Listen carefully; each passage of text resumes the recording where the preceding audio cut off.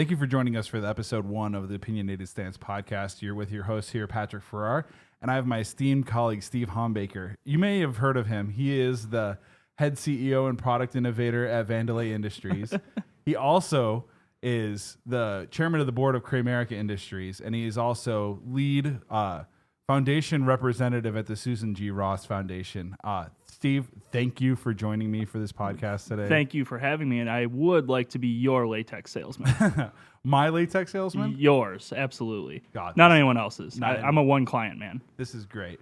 You can obviously tell by the topics we're talking about in that brief introduction. We're going to talk Seinfeld today. We're going to talk and see if it relates to this, to basically anything it does right now in 2017. Well, I guess we're in 2016 for another week. Yeah, right? We've we've got a few days left here of good old fucking good riddance to 2016 here. Let's kick it out the door as soon as we can. Yep. But still, Christmas is good and everything like that. So you just gotta 55 degrees today. 50 in good old Chicago, Illinois, my former home, just south of the good land. So, first question: do you think Seinfeld, the episodes, the series, everything stands the test of time? Like, do you think? Personally, I do. But what are your thoughts? Yeah, I mean, I'm in the same boat here on that. I mean, they wouldn't be getting the astronomical sums of money that they get in syndication, and then the deal with Hulu and everything else if people weren't watching. And I think the reason people watch is because of the applicability, and they can see themselves in the situations, or at least know people that have dealt with similar situations that are in the show. So yeah, I mean, as far as that's concerned, absolutely. I mean, there are situations just literally every day that I think people bump into where they just think of a Seinfeld reference. Yeah. I mean, for me, it's interesting because it's a show about nothing. They talk briefly about the net and getting on the net, but you don't have cell phones. You don't have Facebook. You don't have MySpace, Friendster. We can go way back into all these like archaic social networks. No Zanga. You don't even have like Prodigy, like or AOL.com. Yeah, you got to get your 40 free hours of you don't have the AOL disc. service. But you have all these like social topics that come up in these ways of communication that I think are just like amazing. It's not necessarily the means of like through the technology or anything. It's, you know, it's the lessons that stand the test of time. Mm-hmm. It's like everybody's going to be in this awkward situation where they're at the health club and somebody sees them pee in the shower. Maybe not. I don't know. I can't say that I've ever done that. Well, they know a friend. Yeah, exactly. I'm asking for a friend right here. But you know, you're in these situations, so it's like it's the do you think it's more like the story's relatable for generations, or is it the characters and the character arcs? Because again, there was nothing. It's the whole story is based on character. I think it's a mix of both, because I think that especially the way that they wrote with Larry David at the helm of the show, I think the situations were kind of ubiquitous enough that like everyone could identify with a certain element of them. And then I think too with the characters, I think everyone has a little piece of each character in them at one point or another, depending on I think the situations bring out some of those elements of the characters, and I think the characters make some of those situations funnier or more applicable. I think it's a two-way street. Do you think it's because they take it to so far of like an absolute extreme of the situation? I mean, you have Kramer, who's batshit crazy across the board. Mm-hmm. But do you think it's because he's funny because he takes it to the extreme, or he points out what we're all thinking about in these situations in more of a kind of like in that episode where the lady had the haircut, the mm-hmm. old haircut. Kramer just put him in the room. He's gonna take and say it. Like we've all been in that room where it's like, God, Becky has the worst haircut. Sorry, Becky. Yeah. But you know what I mean? Is it those situations that get exemplified, or like what are your thoughts on that? I mean, it's difficult to like narrow down, which I think kind of speaks to kind of the genius of the show a little bit.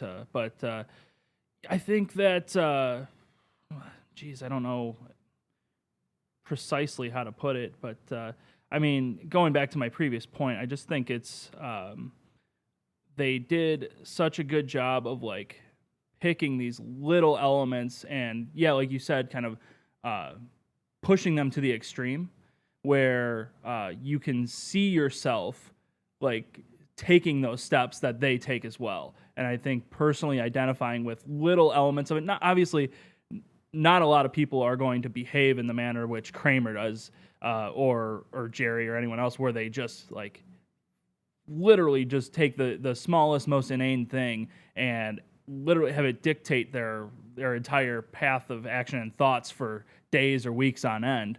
But I think there's a lot of identification with just how those characters decide to analyze things and then just go all out and continuing to analyze and overthink each one of these things that occur. I think we're guilty of it, like in our personal lives, of maybe not going like you said, not going to be like 100% full on Kramer, but there's Kramer moments that we have. There's Jerry moments that we have. So like, what characters can you relate to the most? Like, what if you had to take and make a, like, I don't know, like a diagram of you based upon Seinfeld characters, who would it be? Like, what would it be? Like, I got mine right now. Yeah. It's kind of funny. I mean, I definitely lean Jerry, just from the, I don't know, I kind of see a lot of parallels between like the way I analyze things and the way he analyzes things. And I don't tend to react on every level of it, but when I get when there's something that pushes me to that point, I go full bore like he does, and eat the peas one by one, but scoop the niblets. And little things, like so little vexing. tiny things like that. Exactly. So not like Kramer blatantly obvious things, but like I'm a very observant person, so I get his humor and his style of thought where I'm like, oh, little crap like that, where, like, oh, she scooped the niblets. So vexing. So that's what made this so vexing. So I definitely identify more with Jerry. And then I would say secondarily, I probably go George, just from, I can be as neurotic as George at certain points in time. I mean, I think his character is more secondary to Jerry. Yeah. In my if I was to pattern my so-called Seinfeld existence, that's where I would start. Absolutely. I mean, I think that if you think that you're not a little bit of George, we all have a little bit of George in us, because it's like that neurotic, like always worrying about what people think and stuff, and we get hot-headed and stuff like that. If I had to pattern mine, for me, it's got to be primarily Kramer / George. Like, I don't know if it's a 50-50 or whatnot, but what would you say your percentage would be? I don't know. It would probably be more Kramer, maybe like a 70-30, okay, or like maybe a 60-40. Like, just the free spirit. You got 2 pints of Kramer in you. Yeah, 2 pints of Kramer in you, buddy. Giddy up. Like all that stuff. How about that? I got rope. It's like the sarcastic comments that are just amazing. And if you watch any of like the background stuff about Michael Richards when he was taking and filming it, he was one of the people that was the most straight on set. Oh yeah, he's a very polished, like, as far as like that group, I mean, he was the most polished of the actors, right? Which is kind of surprising, like given his character. You realize like he's just a goof, and he's like very like he is on cue with all of his lines and everything like that, and he can ad lib better than all of the rest. Like when they break a scene or whatever, and he just keeps rolling with it, and they are, you have Jerry and Julia Louis-Dreyfus just losing it in the corner, just flat out can't function, and he's just sitting there rolling. He's just like, okay, we got 2 more cameras left. It's not yours. We're not gonna have to reshoot this. But like, he was just the quintessential. It just shows like, but the character itself, he tried to help. Like, if you look at like the subplot of him in general, he's always there to try to help somebody out, and that's one of the things that I try to think. It's like, okay, I'm gonna try to help it out. The ideas may be batshit crazy, and I might not ever execute out to be the right things, but it's like always trying to help somebody out. And I mean, just like you can see it in the episode where George is having lunch with Steinbrenner, and he's got like Kramer's on this whole kick of like getting warm clothes, so he's putting it all in the ovens and stuff like that, and he goes to get the calzone. What is it? Eggplant calzone? Yeah, eggplant calzone. Oh, no. We're gonna have lunch, and it's like paying in like quarters and stuff, but that was all because he was trying to help Newman and George out. Like, right. Like the whole existence of Kramer is helping people out. Look at that. I got rope. That episode was great. Like all the alter egos of Dr. Van Nostrand or H.E. or Pennypacker, where wealthy industrialist going to buy an amusement park? Oh, no, I'm going to buy a coal mine or something like silver that. mine, I think. Yeah. Like where he fakes all these things out to help people. Like it's done, I think, in a loving way. Like, yeah, it can come off as blunt and he can come off as a goof or an idiot, but I think that's what great writing is. Yeah, I mean, I think he sums it up at one point too. You know, I think I forgot the episode title, but it's, you know, sometimes I like to help the humans. Yeah. Sometimes the pods. You're a pod. Yeah. You're a pod. You haven't left the building in 40 years or something like that. Oh, marriage? It's a trap. It's a man-made prison. I'm glad we had this on. That's where you have to talk about your day. Yeah. How did your day go? How did your day go? Oh, that's great. But yeah, I mean, for me, it's definitely Kramer, because it's eccentric. It's, to be honest, it's fun to be a Kramer. Mm-hmm. But I think we all have a little bit of George, like the neurotic nature. But like, could you imagine what it would be like if George was trying to date these women? Like remember how he had, normally I get tuna on toast and then I'm going to do this and do all the opposite. Can you imagine what he would be like in like a current like online dating, like match.com like situation, or like him swiping on Tinder?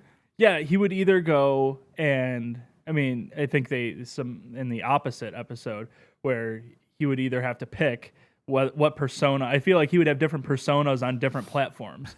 So like on one, he might have, you know, the blatantly obvious one that he goes with on the opposite, where he's, you know, tells everyone that he's unemployed and lives with his parents and all that. But I think on others, he might just, you know, who knows, he might go with Art Vandelay or the architect, or who, you know, whatever persona, the marine biologist, whatever. Wait, he decides to go with at the point in time at which you know, the thought strikes him, which he's not necessarily impulsive like Kramer, I think, but he definitely has some harebrained schemes of his own, which, I mean, I love Kramer for some of like his business ideas.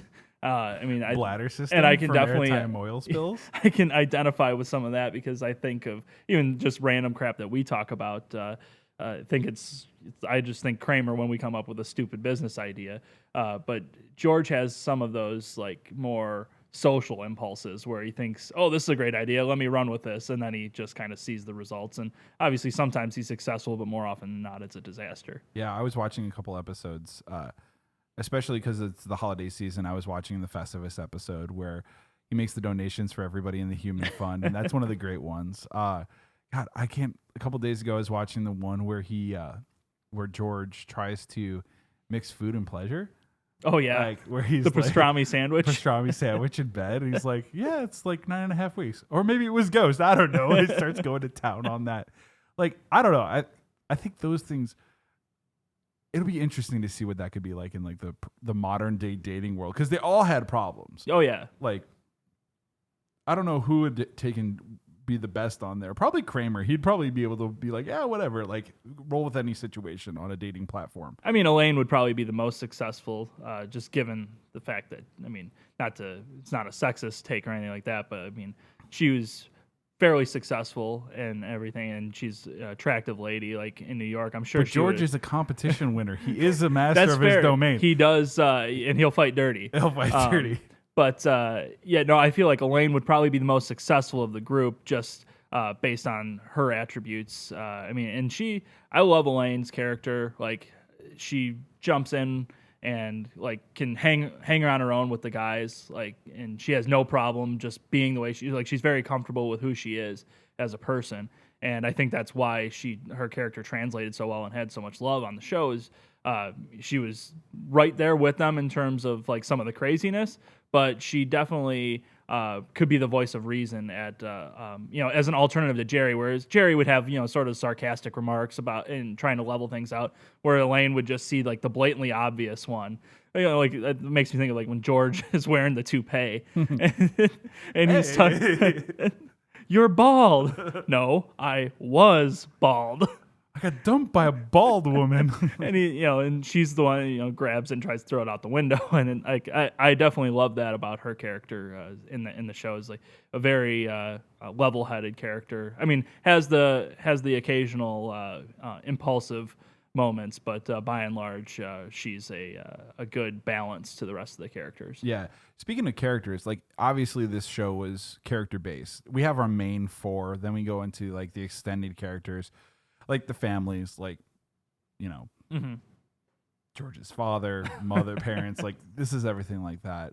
Extended characters even beyond that, where there's like 3 or 4 rings of like direct characters that have come back in the the finale episodes, Sure. because they want to take and obviously show the characters like Jerry, George, Elaine, Kramer's like perspective as like what they are, as they were written to be horrible people.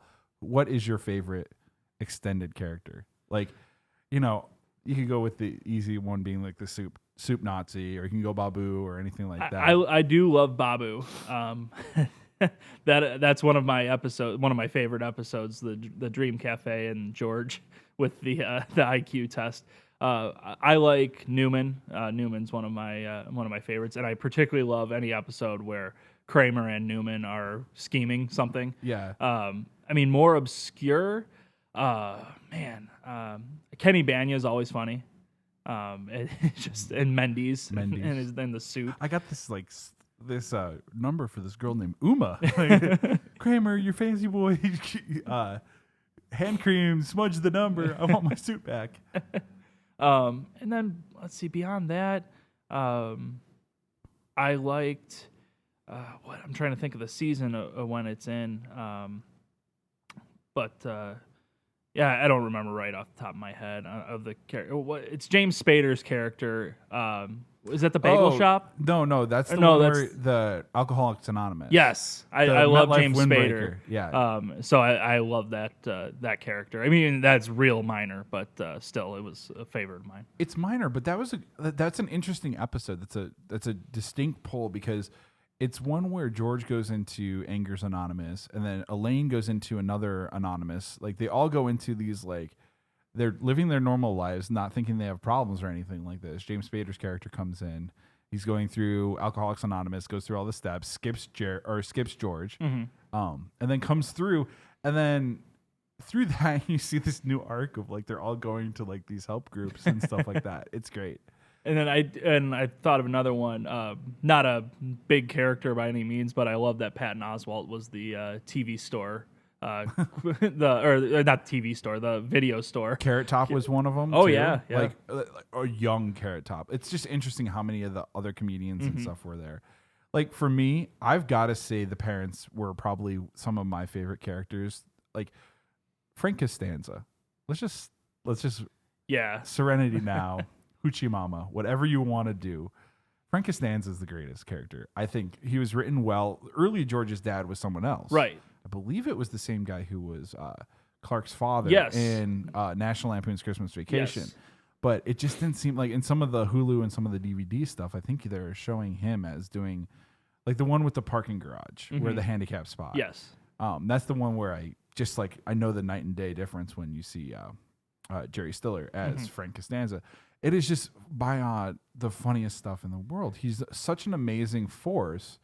And Estelle, like, she is great. Like, they complement each other well. And we all know that people that have had parents like that, we may have parents like that. Like, you've seen that dynamic around, but it's like everything around the parents is great. Where Jerry's trying to get, like, the buffer zone and George gets the buffer zone. It's like, oh. They do a good job with George's parents. Like, I think that change was crucial for the series to show why George is the way he is. Yeah. Like, to have his parents be with Jerry Stiller, as his father, and then I forget what is it, Doris? I forgot who played the actress that played his mom. Yeah. Whatever. That, like, they're just constant screaming and back and forth bickering and nonsense. Really did a great job to show, like, how George became the way he was, and they allude to that a lot in the show. And then I think the same way with Jerry's parents too, just constant back and forth nonsensical observational stuff that both his parents do. Like, I think definitely plays a big part in the way he came up through the show. Yeah. Estelle Harris was yes. Costanza. Like, I think the most interesting, like, a good thing to look at, like, George's characters is they wrote a lot of pieces for Frank once Jerry Stiller came in. He was a main role in there. Like, there's stuff where it's like, oh, they're going to go through, like, a Bible trinket salesman speaking Korean. Like this is stuff where you get him outside of like the back supporting actor role into more of the ensemble, which just helps. I think that was a great, like you said, it was a great move for the series to take and see like the idiosyncrasies that he had.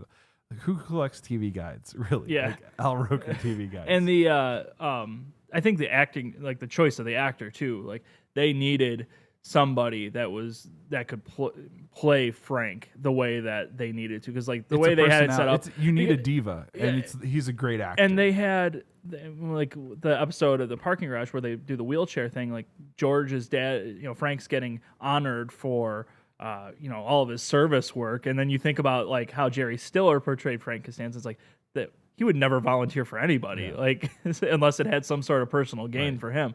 So like that difference was very noticeable. Yeah, I think he's great. So alter egos. What is your favorite alter ego in the whole thing? Oh, I'm a penny packer man. You're a penny packer, I like man? penny packer. That's probably number one for me overall. Yeah. Like Kramer's portrayal of all the alter egos is great. Art Vandelay is obviously good. Art Corvalet. Yeah. Vandelay. What am I? I'm a Marine, but oh God, that's so good. Like the alter egos are great. Like, I mean, I think they play an extension of the character base that you needed in that show, because, like the stuff that, what was it, Dr. Van Nostrand or trained Juilliard dermatologist, like, are you serious? He's got a meat slicer and he's looking at moles of his boss. What, are you cooking up a little something for this guy? We could get him to do a cancer screening. I can snap a photo of a bare-chested cougar. It's like, oh, you cooking up a little something for him? I don't know. I think it was great because that's what made I think a lot more people be able to come into the show, like afterwards. Like, oh, this is a funny character. It's not Kramer. It's not this. It's this other guy. It's this it's just so off the board. Yeah, it's a good gimmick for sure, and it's great that the way they wrote it back into the show for future purposes, so it could always be a joke to previous episodes or previous seasons. Cosmo Kramer. Yeah. Cosmo. Name's Cosmo. So I'm going to ask you the $1 million question. Okay. What's your favorite episode?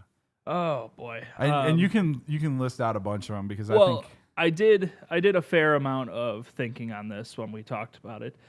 So I went.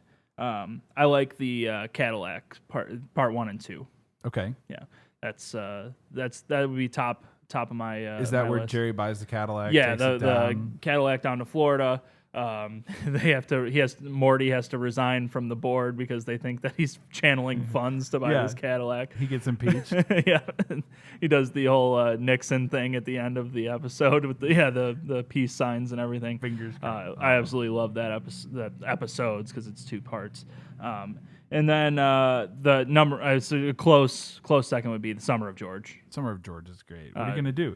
Eat a block of cheese? Are you decomposing?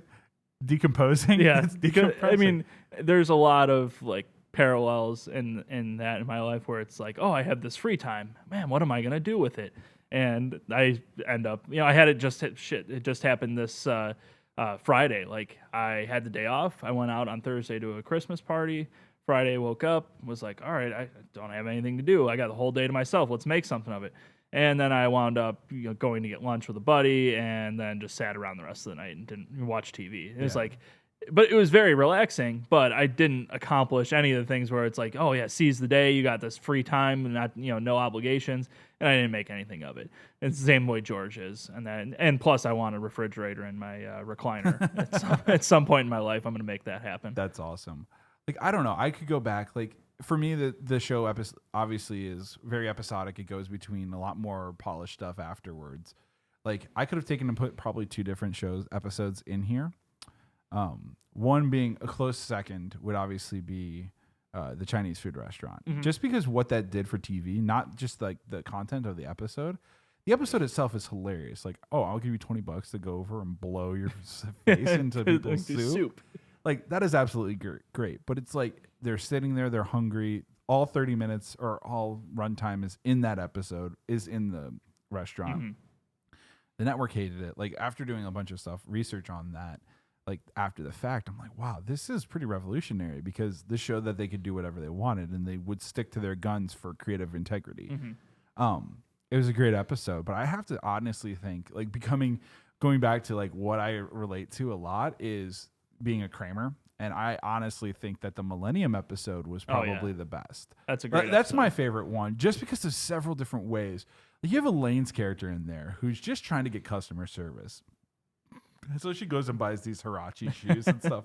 And like the whole like fact that she can't get this woman who's running the store to take and do anything of like get off the phone and help her to buy like what $30 shoes or something like that? I know. I think they were a little bit more, but yeah, regardless, like okay, that like, and so she's got a vendetta in that episode to take and do whatever it takes there.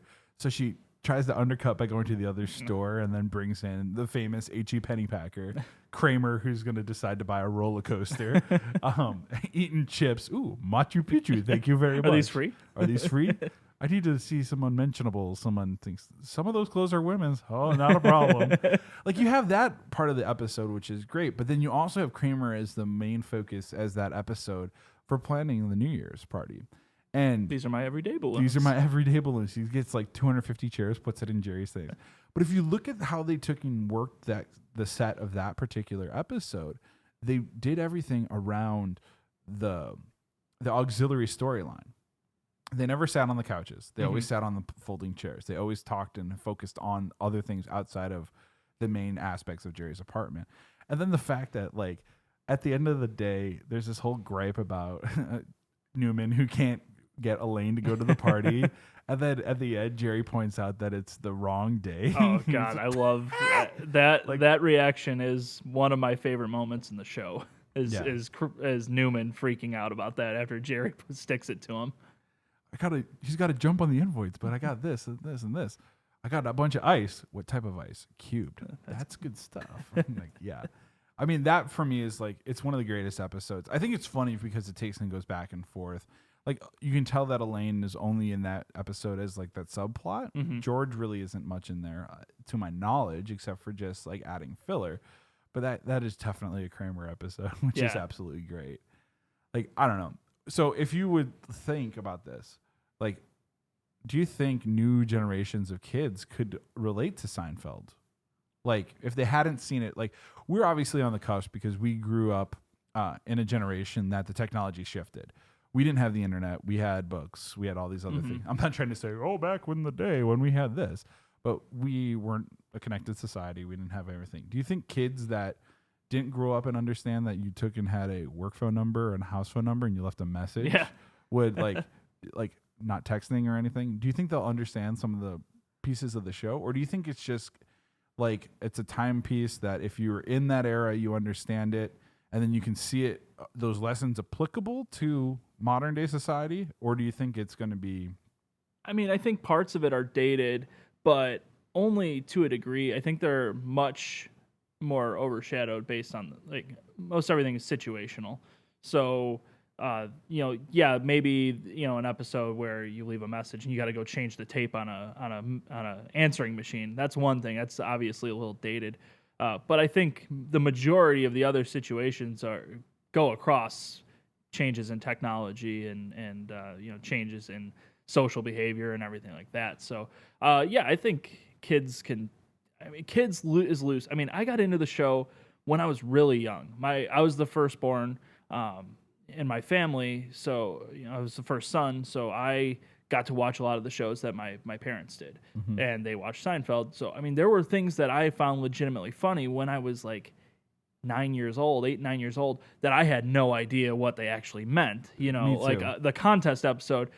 Still funny, but I had, it was like, all right, I don't understand like what's totally going on here. Well, the funny part is Kramer comes in and slaps $50 on the counter, like immediately. I mean, like, okay, that's funny regardless, because he's like not knowing the subject matter, like as a young child, so like younger kid. And I think a good part of that too is like being a very young person getting into the show. Like Kramer was always funny because he has so much physical comedy in the episodes, and that made a big difference. I think if you asked me when I was 10 who my favorite character or who I identified the most with, I would have probably said Kramer.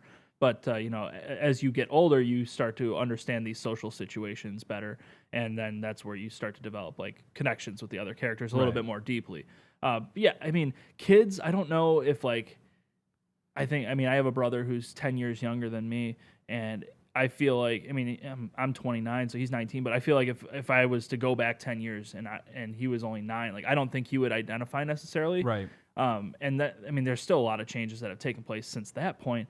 I think you have to be a little bit older nowadays to kind of appreciate some of the humor that takes place in the show. So some people can say that obviously Larry David is the brainchild behind all of this stuff with Jerry and all the writing crew. Is Curb Your Enthusiasm an extension of Seinfeld, or is that a whole, like, in your eyes, could a newer generation get into Curb and like the potential new stuff that's coming out from there, or is it still like it stands the test of time? It's just another piece of Larry David's work. I think that Seinfeld is more balanced than Curb. Curb is hilarious and I love it, but it's like every episode is like hyper uncomfortable, like super neurotic, because it's all Larry David. And I mean, it definitely obviously has a different format to a degree. You know, they ad lib a whole lot of that show. They have very basic things sketched out for plot points, and they just kind of roll with it. So I think maybe younger generations. Plus, it's a little bit more vulgar. So I think the HBO versus network NBC. So I think that people might catch that a little. You know, they might hook on to Curb a little quicker, like people nowadays might. But you know, I think I definitely see them as standalones, just because I think there was a little bit more balance and other writing influences in Seinfeld that aren't totally there in Curb. Yeah. Would you ever think that there would be we obviously saw the episode, the finale where they get locked up. And they play Green Day. Yeah. Good riddance. Yeah. As to the closing track as they're in there talking about, oh man, like cereal or something like that. Like, can they put on skits in jail and stuff like that? We're probably around the time that they would be getting out of jail if they haven't gotten out already. Would we ever see like a reboot like they did for Full House on Netflix? I'm not saying an on Netflix one, but would you ever think that there would be a reboot, or is they would never reboot the show? I could never see that. I mean, the amount of money that they walked away from at the time just to do more seasons was absurd for TV at the time. I mean, I can't even imagine what it would be now. And I think they're all comfortable with how they did things. I mean, they did kind of mini reunion stuff on Curb with all the characters coming back in different points to pitch a reunion, so to speak. But I could never see that coming to fruition. I just think that it had its run. There's no need to like go back and sully it. There's no need to make The Hangover 2? No. I mean, I think a comparable, not totally comparable. I mean, I love Arrested Development, and the first 3 seasons of that show are positively brilliant. Like some of the best writing of any show I've ever watched. And they made a 4th season, and I liked the 4th season. A lot of people did not.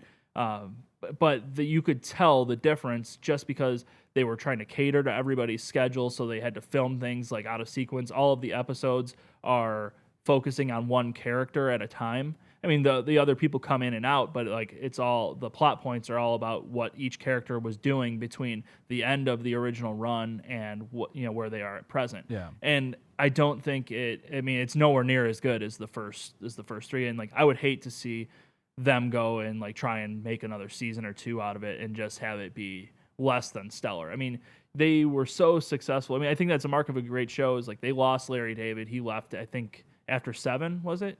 Or maybe in 7, regardless. But yeah. I mean, they went on a couple extra years without one of their main influences and writers and everything and producers. I mean, they put out some of the greatest episodes on, like exactly the timeless episodes there, the ones that people remember. Yeah, a lot. And so it's like they had the team and everything, just the way it all came together.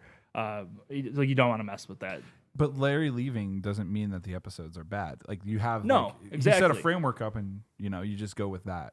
But they had more. They had different writing and different. It was a little bit less. You could the feel of the shows. You could definitely see that they weren't as heavy on like Larry David's style of comedy. Yeah, I think for me when I saw like episode like maybe it's season 5, like after Kramer comes back from California, like you could definitely see a distinct shift in more of a less like global narrative arc into more show episodic based narratives. You had like things like you had bits that would go across multiple things, but you never really had 2-part episodes. You rarely had 2-part episodes. Everything would resolve by its own volition by that. Resolve of its own momentum. Own momentum. Yeah, I mean, yeah, if we want to put some stalls down to the, you know what I'm saying? Yeah. Like, yeah, I definitely think I can see that. There's a distinct point in the early parts of the seasons where you can see a change in their writing styles. So, yeah, I kind of agree with you. I don't think that we need to see a Seinfeld 2 or a Seinfelder house or a Fuller house or anything like that. No, I don't think it serves anyone really, other than, I mean, it would be like a paycheck movie kind of thing. Yeah. Because I can't see. It's like the band that goes out on tour when they shouldn't be going out on tour. Yeah, it's like Hanson. Motley Crue going on to one final tour again. Don't make fun of Motley Crue, man. Oh, that's a topic for a different day. Yes, that is. But, you know, I'm going to digress. I'm going to go to a quick thing. I almost had the opportunity to go see Motley Crue and Alice Cooper in Milwaukee. Oh, yes, the good land. Yes, the good land. And I was like, I missed out on that show by like having booked another concert the next night in Milwaukee, so I couldn't go up 2 nights in a row. See, I saw Alice Cooper in Milwaukee when he opened for Iron Maiden. God, that's so awesome. So that was like a meta thing just from Wayne's World. And I was just sitting there and making Wayne's World jokes, and no one around me got it. But. In the good land, too. It's like, oh, 3 socialist mayors? How do you not understand this? Does this guy know how to party or what? God.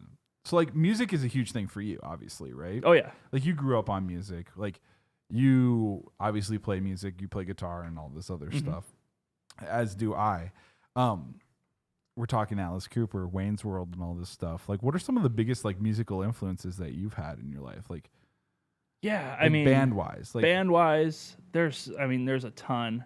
I mean, my bread and butter is always going to be, I mean, pretty much anything in the rock genre is where my head is at with most music. Early on, I mean, I won't list some of the stuff I listened to when I was in my discovery phase. My formative years. I may have had Spice Girls when I grew up, but I don't listen to that anymore. See, like my first album, which is my first, I guess it was kind of music. I got. It wasn't music first; it was a comedy album. But I got Adam Sandler's "What the Hell Happened to Me," which had some good songs on it, comedy wise.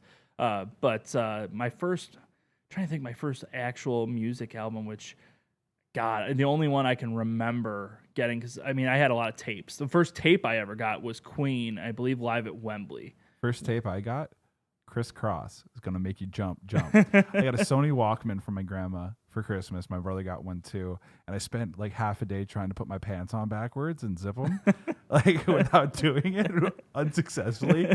It was hilarious. And then my dad's like, "What are you doing?" I'm like, "Yeah, okay." See, putting your pants on backwards and doing the crisscross thing is great until you have to use the restroom. Then it's not a good idea. You need modified pants for that. But yeah, so I mean, the first tape I got was definitely, I think it was Queen live at Wembley. It was definitely Queen. I just don't remember what live show it was. Okay. And because I loved Wayne's World as a child, so that was Bohemian Rhapsody, and that just set that off. So I got a tape. I think, sadly, the first actual CD I got was Astro Lounge by Smash Mouth.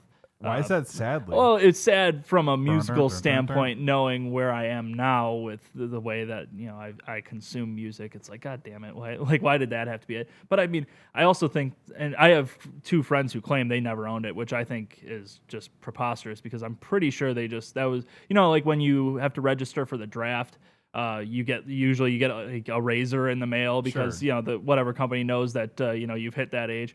I think that like at age 10 or 11, they just sent you Smash Mouth Astro Lounge. Yeah, that or like Linkin Park Hybrid Theory. Like I mean that was a little later for me because that came out when I was in 6th or 7th grade, I think, for that. I mean, so influence band wise, I've always been in genre of rock. I think first big one would have been Queen. I got into Hendrix fairly early. I was fortunate, my mom and my dad listened to a lot of the same music. So I got Eric Clapton very early, which you could do a lot worse than that. Yeah, I mean, we could take the obvious blanket off the table and say like we you and I are both Beatles fans. Yeah, absolutely. Although I got into the Beatles a little bit later. Like I did not get into Beatles like before I was in high school. Really? Yeah, it was. I mean, at that point though, they weren't really played on the radio all that often. Interesting. You might hear "Come Together." You might hear, but they didn't play a lot of like the early poppier stuff on the radio any longer. At least on the stations I listened Okay. to. So Because I remember growing up, we would take, and my dad would play basketball every Sunday morning with a group of friends that he had through high school, and we'd drive there in the car in the winter. It was freezing all the time, but we would listen to was it KZOK's Breakfast with the Beatles? yeah, so and I think they also ran one on XRT here in Chicago. They switched it from KZOK to like XRT. Yeah. And so Breakfast with the Beatles was like the syndicated. And I remember every Sunday, like it was a ritual. We'd listen to it driving there, and it would be on coming back. And then we'd go home, watch the Bears games. And it would be great because the Bears would lose, but we'd have fun. Like it was something that I remember as a child. And it was like one of the songs that got me hooked into music. And we could take this off of the table for any like influences or anything because we all know the Beatles, but it was The End when you hear that guitar solo and then you hear that drum solo by Ringo. Like, oh my gosh, Ringo wrote a song. We're gonna put this up on the refrigerator. It was the greatest drum solo I've ever heard. Like, and so that was like, okay, consistently every week for a long period of time in the formative years, like hearing that along with hearing like all the stuff like Q101 in the 90s. Yeah, it was great. Was a huge influence for me, like music wise. Like, I don't know about you, but I feel that like I could say that I wish I was either born in the 60s in England, listening to like the Yardbirds, Cream, like in that movement, or if I wish I could be a little bit older in Chicago during the mid 90s. Yeah. Like listening to the Smashing Pumpkins at the Metro. Like for me, like one of like, if you say Chicago 90s rock, you say Smashing Pumpkins. Oh, absolutely. And I was big on Smashing Pumpkins. Q101 was back. So yeah, like in the late 90s, and then they had a format change in the early 2000s, and they were off the air, then they came back on. I don't necessarily care for a lot of what they do now. I mean, they play some decent stuff, but I remember in the late 90s staying up for Top 9 at 9. Top 9 at 9. Oh man, and I was so bent out of shape when I fell in love with The Offspring because of Q101. And so that was another one of my very early musical influences.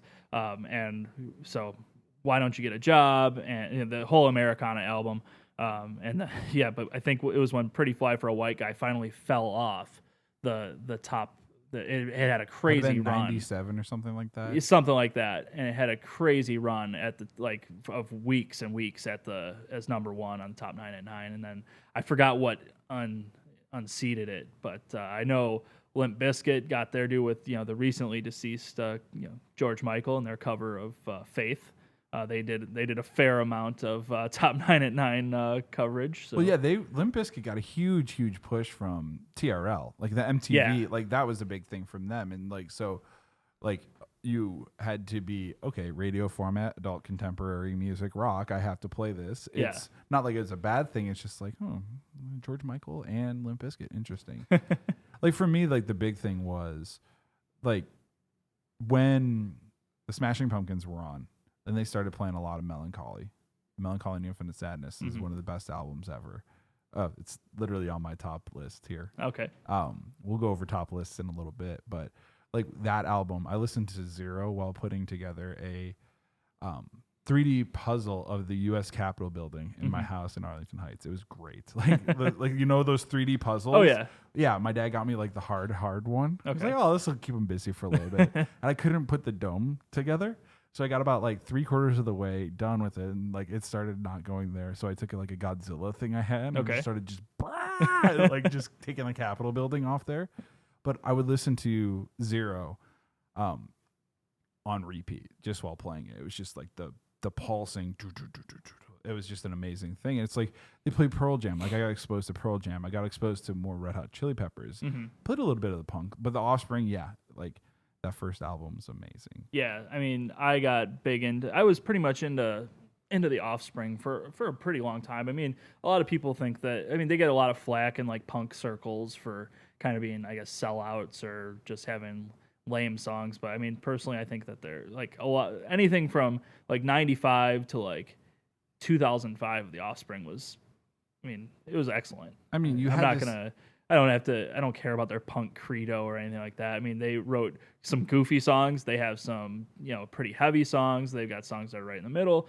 I don't know. I thought that a lot of their albums were excellent. I mean, you could make that same argument for bands that are critically acclaimed across the world. Like Blink 182 is obviously a band that does a lot of punk stuff. Like early on, they do a lot of commercialized stuff. Yeah. And they've got a song on their newest album that's like 14 seconds about building a pool. Like it's like, what? Okay. I think that's the content of the song there. We'll just go with that as the actual thing. It's like the another thing with I guess like the sellout vibe is like, does it really matter? Like, I would rather see a band. I mean, sellout, like if you go full blown and are just dog shit as far as your music, that's one thing. But like a lot of times the sellout stuff is like just a slight change or a deviation from their previous musical path. And it's like, I would rather see a band creating and innovating their sound rather than making the same album over and over again for 10 or 15 years. Well, I mean, there's a band that I know that you like that got that sellout tag pretty early because they cut their hair. Yeah. Metallica. Like, explain to me what you think about that. Because, I mean, I wasn't there in the 80s when it was all like Kill 'Em All No, and nor was Justice I. for All. But, like, those records, I think, are parts that can be, like, showing the discography as, like, this is a band that knows how to make songs.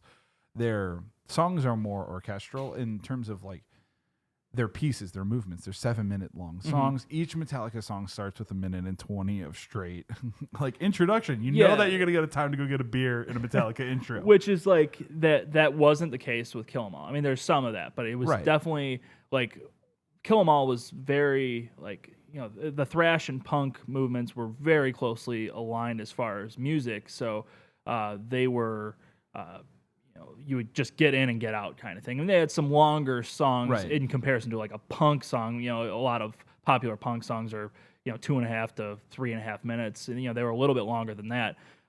Basically because I think they were more proficient musicians, so they could throw a solo in there and a bridge and actually, execute it. Yeah. But I mean, the big thing with Metallica is when Cliff Burton died, he was the only one in the band that understood musical theory. So like that's where a lot of their longer, more orchestral pieces came into play, more composed pieces. They were definitely. I mean, he was the driver behind all of that. Right. And they continued that to, through And Justice for All, which is one I love that album. People can argue that Load and Reload were the days that they sold out when they. Well, yeah. So getting to that point, like they really more so sold out. I think you could see that where they were going when they put out the Black Album, and a lot of people think the Black Album is the best thing in the world. The Black Album is a good Metallica album. It is a very good album. But it's not better than Master of Puppets. Right. It crosses genres. Like that's where they started to go from being a metal band, I think, to more of a mainstream hard rock band. Exactly. So they went and had some shorter songs. They definitely still, ripped out solos. I mean, they had excellent. I thought that's when James's voice sounded the best. I thought it had a tremendous production on it. I think that's probably Bob Rock's last work that was worth a damn because I've seen what he's done to The Offspring. And it's Nothing just Else Matters and The Unforgiven are two of the best tracks off that album. Very good songs. And then, I mean, absolutely Load and Reload. But you also have to factor, like, they were going through a lot of, I mean, James Hetfield has had plenty of, abuse issues with drugs and alcohol and God knows probably what else. I mean, just psychological issues. I mean, he's definitely recovered from a lot of that. Which is good for him, but you could definitely tell like that there were a lot of internal struggles in that time frame between what was it 90 or 91 when the Black Album came out. So, and I think Load was like 96, maybe 97 in that Load, time. I think was 95. Maybe, was 96. Like they were right in each other's wheelhouse. I mean, there was a lot of stuff happening. I mean, they went on huge tours off the Black Album, and it's like as a creative person, you burn yourself out. You got to change things up, and they changed things up, and it just didn't look good from like what their base was expecting. They got so big that it looked like they were betraying their base essentially. When did the incident in Montreal happened? Was that on the Black Album's tour? Or When was what that are you talking about? The Pyrotechnic. Yeah, that was on I believe the tour for the Black Album. Yeah, I mean, even if anybody that comes back from that, like, Oh yeah, more power to you. Like, that's amazing. Like, battling life and death, like being torched by pyrotechnics. That's insane. That's nuts. But I mean, and then obviously everyone knows the saga of like the Napster thing, and then you get into like they just make they have even more issues from a personal level and a band level.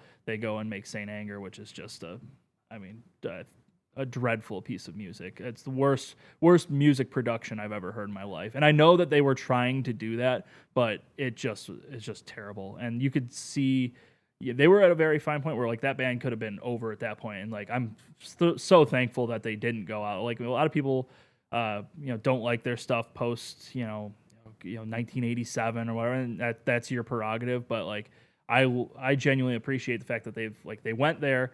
They got that out of their system because their past two albums, while they're not up to par with their early stuff, I mean, it's never going to be as epic as some of the stuff they did on Ride the Lightning or Master Puppet. It's still serviceable. Their new album, I genuinely like their new album, and I went in, I go in with this kind of cautious air of like, all right, I need to make sure that I don't overly promote it. But I mean, there's a couple songs on there where it's like, damn, like that you can see pieces of their eras incorporated into like each song, which is kind of cool. Like you can definitely see elements where it's like, all right, that's from Master Puppets, and then on this verse it sounds like the Black Album, and this part has a Load feel to it. Like it's kind of cool to see that they've come that far where you can pick elements of each album in stuff that they're writing at present time. Did Rick Rubin do the production work on this one? I don't think so. He did a couple. I think they may have self-produced this one. Okay. Rick Rubin did the last album, which was Death Magnetic. Yeah. Which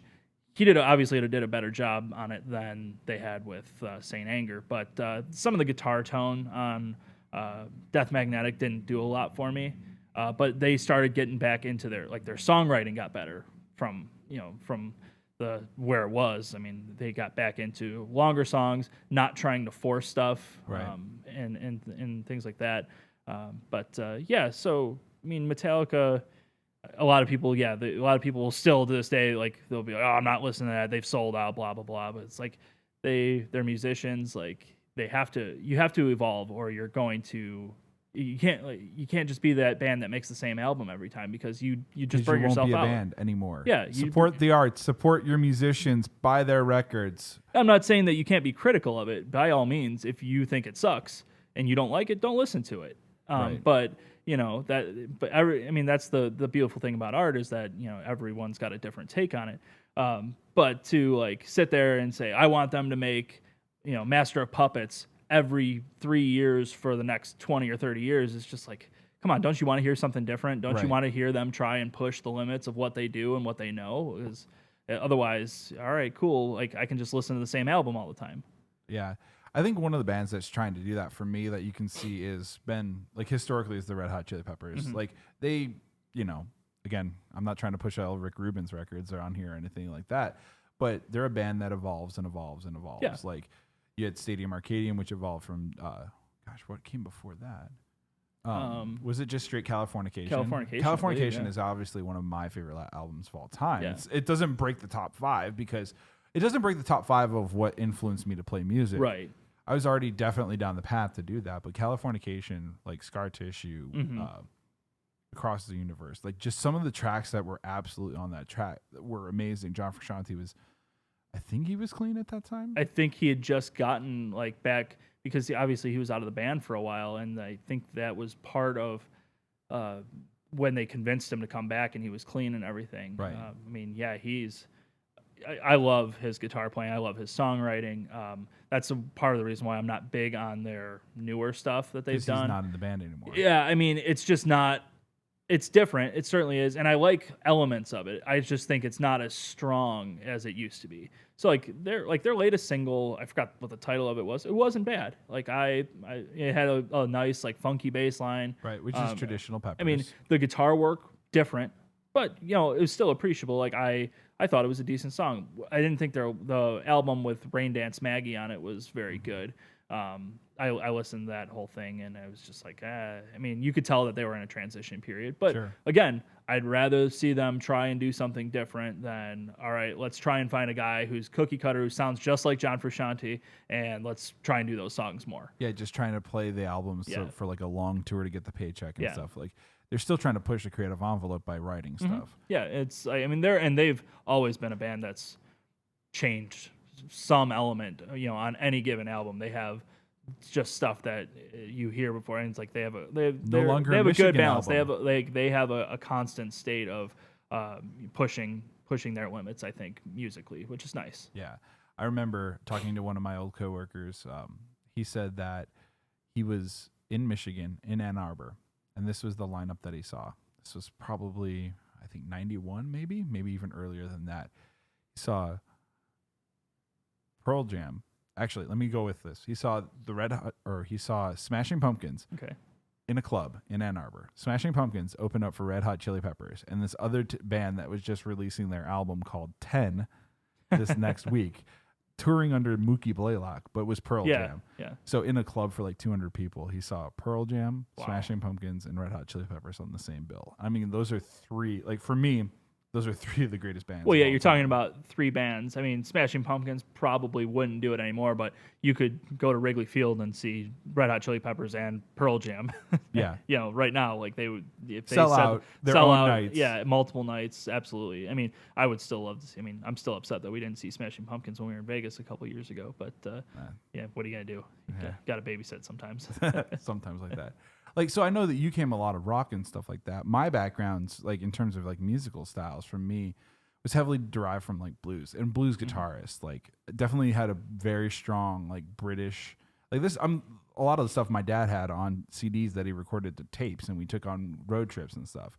Like I listened to the Yardbirds a lot, listened to Cream, listened to the Beatles, listened to the Rolling Stones. Like a lot of that blues then took me into like some of the American blues, like some more like the BB Kings and stuff like that, and like listening to where it was Eric Clapton playing with BB King, like live stuff. And then I don't know why, but for me artistically, I've done a lot of stuff that like Motown, Sam Cooke, anything that comes out of Motown, like the Jackson 5, like any of those funky bass lines is what takes and helps. Like, wow, if I could at least harness a little bit of this, I'll be a very, very, very happy camper. Like, I don't know. But then I definitely feel like, I think that's a nature, that's like byproduct of living and growing up in the city of Chicago. It's like, you know that this is a blues town, like through and through. So any deviation of that, like you even see within the influences of like the Smashing Pumpkins, who they took and were influenced by. Like if you listen to Smashing Pumpkins, they've got a lot of influences by Cheap Trick, in all their tracks and stuff like that, who are all blues rock guys. So it's like, wow, this is pretty interesting. It's like, oh, makes sense why we like all these like these very, very strong story driven tracks. So that gets me to the point. Like, we know that you're a rock guy. What are your albums? Like, list your top 5 albums. Well, like you can start with honorable mentions first. Like, give me a list of like what you got, and I'll like. I mean, where I started. Because I absolutely got into blues and everything. Like I started in rock. Like that's what my dad and my mom listened to. That got me rolling. And then obviously pun intended. Yeah, absolutely. But then I progressed into it's a constant state of exploration. So it's like, all right, well, find out where these influences came from, and then go back further and find out where their influences came from. So I got into heavily into blues-based music when I was in high school.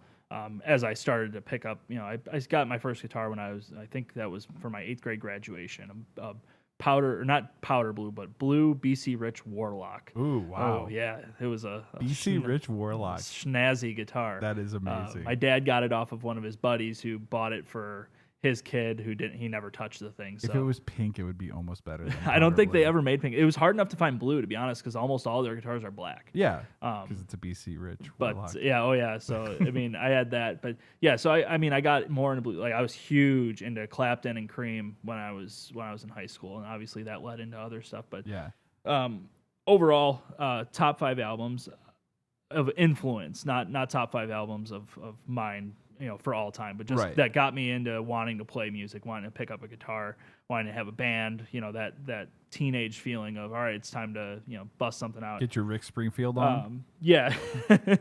So number 5 for me would be Siamese Dream by Smashing Pumpkins. Classic album. I mean, Chicago, being from Chicago and knowing that, like, it was the coolest thing in the world. It's like, oh man, they're from here. They're the local act. They're a big deal. But I mean, just the level of proficiency that they had at a time where I think musical proficiency went downward. Yeah, and I think you had to get into Siamese Dream well after the fact of getting into the Pumpkins, though. Because Siamese Dream came out, what, 91? Somewhere. When did Gish come out? I mean, off the top of my head, I'm not sure. Yeah, I'll look that up. But I mean, I got into Smashing Pumpkins on the radio, and that was, I mean, that album just, once I forgot how I got it. I think my dad might have got it from Columbia Music or something. Oh, gosh. And I had it, and I mean, it just blew my mind. So the arrangements and the guitar playing, just the heavily distorted like solos and everything like that. I mean, it was just in your face all the time, and I loved it. But they also have great dynamics too. Like, I think that Billy Corgan, I mean, he has a very unique voice, but like, he's just such a prolific, like, he has great use of knowing when to go loud and over the top and knowing when to dial it way back and have a very, soft and gentle passage in certain parts of songs or even for entire songs. And I think that album, for me at least, has the best like split of, softer songs and more like introspective stuff. And then just, I mean, a song like Geek USA, which just is blasting it. You got Jimmy Chamberlain just coming in with a heavy drum fill right at the beginning, and it just in your face the whole time. It's got Today on it. It's got their song, the song that launched them into like mega stardom. It's got Cheryl Brock on it.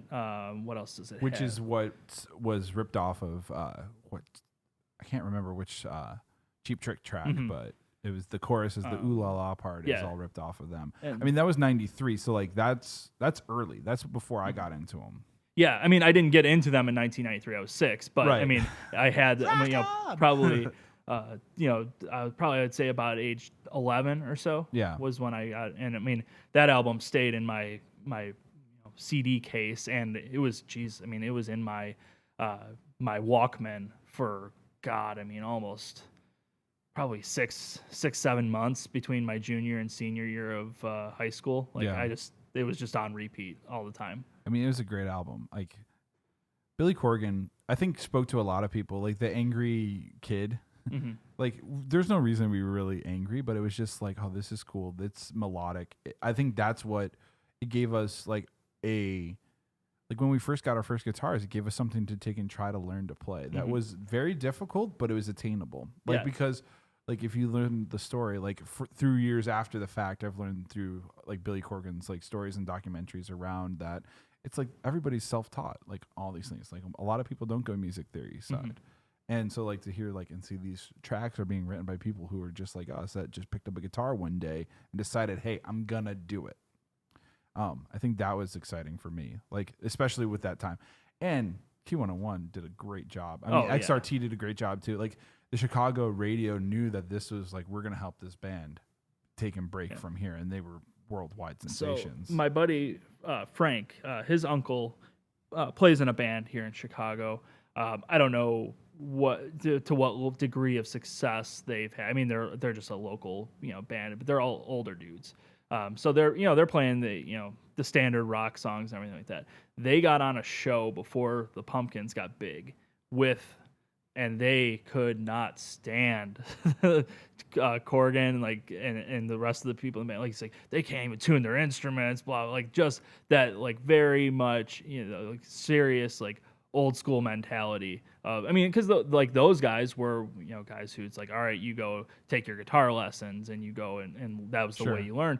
And, you do everything perfectly musically, you know what key you're playing in, and you're gonna follow the progressions and everything like that. And versus playing by feel, versus just going in and being, I mean, and plus, I mean, they're a very different band. Very It's different very sound. different look, Yeah. sound, feel than what a lot of people were used to and at that time. House band at the Metro Yeah. for the longest time. I mean, So that's like he's like my buddy Frank would just be like, oh man, my uncle absolutely hates Smashing Pumpkins. He can't stand them. Played a show with them, said they were just terrible. And it's like, and then they went on and made millions upon millions of dollars. yeah, how does that hate work right now? Oh, that's crazy. Okay, so Siamese Dream. What's number Yeah. 4? So going to number 4, going back to our Metallica conversation, Master of Puppets. Okay, that's easy hearing how you like that song. Yeah, my dad was really big into Metallica when I was a kid, and I got that. Well, I think back in the day, Chicago had a more metal station. I think it was 103.5, something like that. It had Man Cow on, and that was where I started hearing Metallica for the first time. And Well, Mancow was Q101 for a long time. he was, but this was before like Q101 got big. Okay. And so I had to be real young. Because But Q101 was like straight alternative. Yeah. It was Smashing Pumpkins, Pearl Jam. It was the grunge scene. It was breaking Radiohead. yeah, It was like Pearl Jam coming out of there even further. There was a. I'm trying to think now what on the dial it was. I can remember there was Kiss and then there was B96, which was all the top 40 stuff. But yeah. So yeah, I don't remember what exact station, what it was even called, but I'm pretty sure Man Cow was on it. And so we listened to that a lot. That's how I got into Metallica. Yeah, I mean that album is just brilliant. I mean, it's a great place to get into it. Like Sanitarium on there is an amazing track. Mm-hmm. Like Battery, like it's a great album. Like it's again to your point, it's like it's operatic. Yeah. It's And the rock opera before it's the rock opera. And the lyrics are so heavy in that, like the themes and everything are so. I mean, like Disposable Heroes is just a just absolutely like horribly depressing song about just being thrust into war and just being a useless basically we're just going to throw you at the front lines and you're going to get mowed down and you're going to get hurt and then we'll send you right back out. And I mean it's just a brutal song. I absolutely love it. Leper Messiah. I mean, just all the songs on that album. I can listen to that album any day of the week and immensely enjoy it front to back. Yeah, and I mean, if you're trying to learn how to play music and play guitar, that's an album that's going to take and challenge you with just like sheer speed. Oh god, I still like can't. playing 64th notes and I all still that can't on do it. Master of Puppets. I love it, but I can't play it. I'm too slow. I'd be lucky. I can get in a little Sanitarium, but that's significantly slower. Yeah, it's a lot of finger picking right but there. I mean that style of music, which I adore, is not necessarily the music that I can play. Well, and that to me is like it just shows that it's classical pieces. And you remember the S&M album? I think it was where they do the San Francisco Orchestra. I think. Yeah, that was a great album, but it was like some of the best tracks on there were all off of Master. Like it was because it's in a movement. It's a 7-minute track that just has multiple movements in it. So yeah, that's number 4 for me. Number 4. Okay, take us to 3. 3, which I guess I don't want to consider as a cop out, but it's a greatest hits album. But I have one on my list. That's a greatest hits. It meant a lot to me as I started to kind of change over into like some different styles of music. It's Neil Young's greatest hits album. And for me, Neil Young is like got everything I want in music because he spans genres so flawlessly. Like he can go and play. I mean, like a lot of people consider him to be the godfather of grunge. I mean, just he can go from a raunchy, over the top, song like "Rockin' in the Free World." He's got all of his stuff with Crosby, Stills, Nash and Young, which are just brilliant songs. Then he goes into folk. He can go into almost what a lot of people would consider country, but he can go on one album and go and have a song and then bounce into the next one just so flawlessly. Yeah, for me, you just put him with a guitar and a harmonica and have him belt out Harvest Moon just in a solo acoustic setting. And that's just like capturing lightning in a bottle. That is probably one of my favorite. Like Neil Young is definitely a big influence for me too, just because of like what you said. He did it his way. Like he went in and just started recording and has all these like multiple facets. It just shows like self-taught. Yeah, and I love his guitar tones, and I absolutely adore his like phrasing on. Like I love how angular his guitar solos are and his guitar work. It like I pattern like a lot of my play because I'm not hyper proficient or anything like that. Like I play I'm self-taught, and I just muddy my way through songs. Like his phrasing and everything, just kind of like it just complements everything. Because you can have this nice like very simple chord progression, and then you just hear this guitar solo come out of left field where it's just overdriven like crazy and just completely you're going on a different path than what the rest of the song is doing, but it still works. Like that's how good he is, at it, and he really hasn't lost it, which is for a dude who's been around the business for that long. Like, God, I mean, he has so many albums, like 40 at least, maybe almost 50 years. Yeah, I mean, I think he's 70 or 71 now, and he's been, I mean, since the '60s with Buffalo Springfield. So yeah, and I mean, he's launched like with the grunge stuff, like Pearl Jam used to play with them. Oh yeah, and they still play "Fucking Up" school, as one of their staples of their live show for Pearl Jam. Yeah, I mean, it's like just seeing that too. It's like it's amazing to see how these bands that we take for granted as like good in their own right for being amazing grunge bands, but they all have an influence. They all have somebody that they've tied their wagon to, who's helped them get through and help them take through the creativity process to the next level. Yeah. Yes. Neil Young is definitely an iconic. I'm glad his music's back on Spotify. That's great. Yeah, it's I don't necessarily agree with some of his standpoints on music production and the crazy whatever his MP or not MP3 his uncompressed audio, his stereo stuff, but yeah, not a big music is back to the world, but support your musicians, buy their albums, I go to their tracks. But I'll like as soon as he just put out a new album, like I listen to it front and back. As soon as he puts those tickets on sale. Yeah, they'll be bought and I'll go see them. Okay. He used to have a ranch like 25-30 minutes from where I live now. But I think he's either sold it or just doesn't go there anymore. But it's like, Neil, I want to party with you. I want to party with you. Neil Diamond. Get Neil Diamond and Neil Young together. Ooh. Diamonds Are Forever tour. Something like that. Okay, so number two, and fittingly, it would be Led Zeppelin 2. Oh, okay. That is and a lot of people are going to say Led Zeppelin 4, but don't judge. I'm not. No, there's no judgment. I love Led Zeppelin 4, but when I first heard Led Zeppelin 2, which we were talking beforehand about. I think I got this. I think I paid $9 for it at Sam Goody, and it blew my mind. I mean, it was my first major introduction to Led Zeppelin, and I think and a lot of the songs are not originals. Like they're reworked blues classics, which I mean, okay, that is what it is, but they're just the perfect. I think that album's the perfect fusion of like blues and rock and roll. Right. Like, and they think it's, certainly stands the test of time to this day. Like you can put that on front to back, and I won't even skip a track. Exactly. Yeah. So yeah, I mean it's and especially like the very end track with "Bring It On Home." I love that riff, and it's not even one of the feature. I don't even think it's one of the featured tracks on it.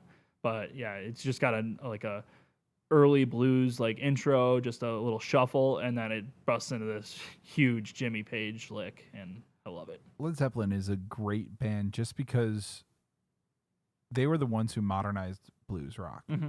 They're the ones, like, you can look through anybody.